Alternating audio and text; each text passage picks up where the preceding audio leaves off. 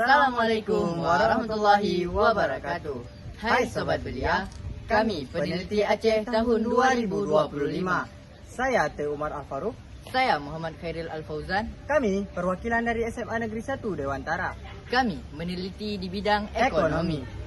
Kali ini kami akan membawakan judul yaitu Finansial FOMO, Gaya Hidup atau Taktik Bisnis Gen Z.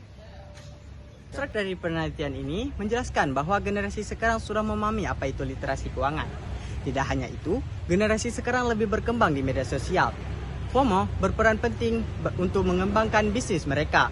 FOMO juga berdampak negatif bagi generasi sekarang. Pendahuluan, latar belakang yang berisi.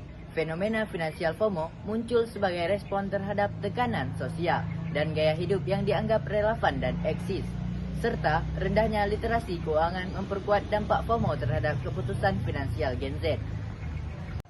Permasalahan yang timbul pada penelitian ini, yang pertama, apakah finansial FOMO merupakan bagian dari gaya hidup konsumtif Gen Z atau hasil dari taktik bisnis industri digital?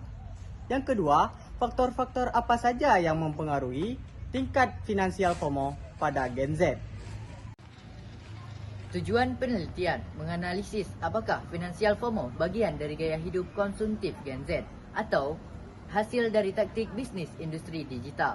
Faktor-faktor yang mempengaruhi tingkat finansial FOMO pada Gen Z. Penelitian ini berhipotesis. Yang pertama, rendahnya literasi keuangan berpengaruh positif terhadap finansial FOMO pada Gen Z.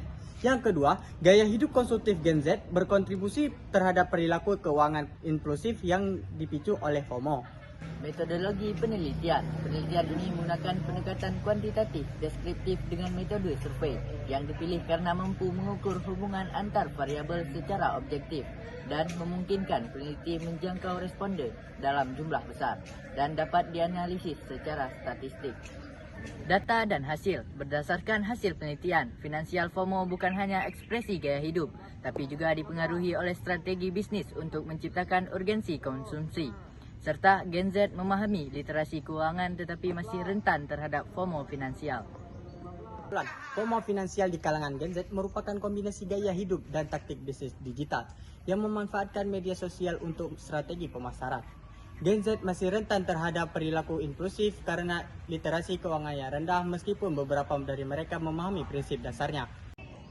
Saran, untuk mengatasi fenomena ini, Gen Z harus meningkatkan literasi keuangan dan kesadaran kritis terhadap strategi pemasaran digital agar tidak mudah terjebak dalam perilaku konsumtif.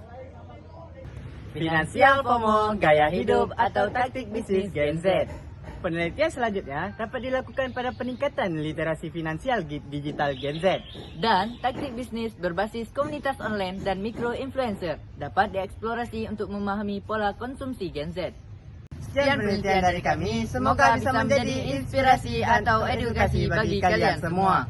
Wabillahi taufiq wal hidayah. Wassalamualaikum warahmatullahi wabarakatuh.